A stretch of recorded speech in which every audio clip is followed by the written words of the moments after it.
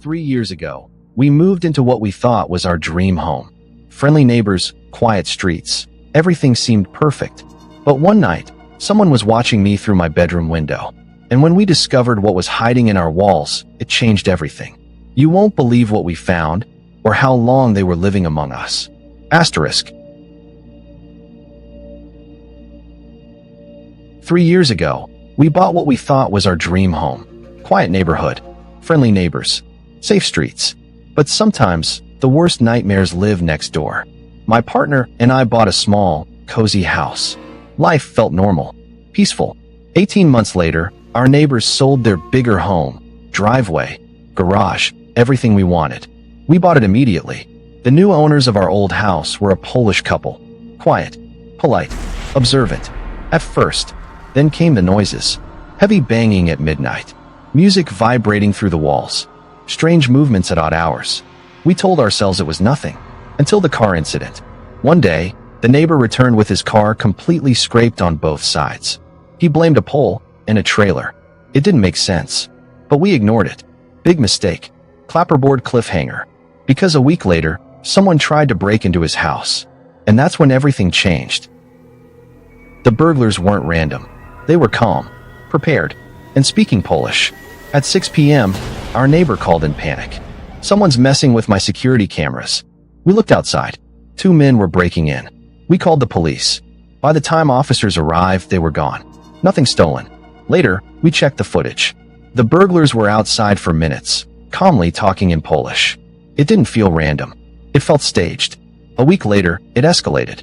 My partner called me screaming. The neighbor's car had just smashed into our front yard.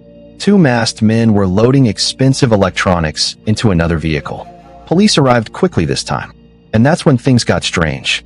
The driver claimed to be our neighbor, speaking fluent Dutch. But for 9 months, he never spoke Dutch to us. Something was very wrong. Then police found someone else still inside the house. And the real neighbor showed up, covered in blood. He didn't look human anymore. The real neighbor arrived. Face swollen, one eye shut, blood covering his mouth, arm hanging uselessly. He looked beaten, broken, terrified. Police tried to question him. He refused to file a report. That night, he rang our doorbell. Again, he said he cheated, said his wife sent people after him, begged to stay with us. We refused. We drove him to the hospital, but we didn't leave our house. At 1 a.m., our dog started growling. Low, warning growl. We checked the camera.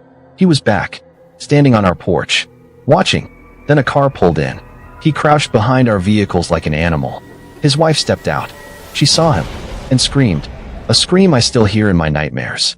After that, they disappeared for 3 days. But that wasn't the end, because years later, it happened again, in a different house. This time, it wasn't next door. It was outside my bedroom window. In 2017, I moved into a split-level house in Montreal with my parents. My bedroom was half underground, one wall against the garage, the other, a large window facing the backyard. The blinds were broken. Even closed, you could see through them. One night, I heard footsteps. Outside my window, I froze, paused my video. Silence. Then breathing. Faint. Slow. I ran to my parents.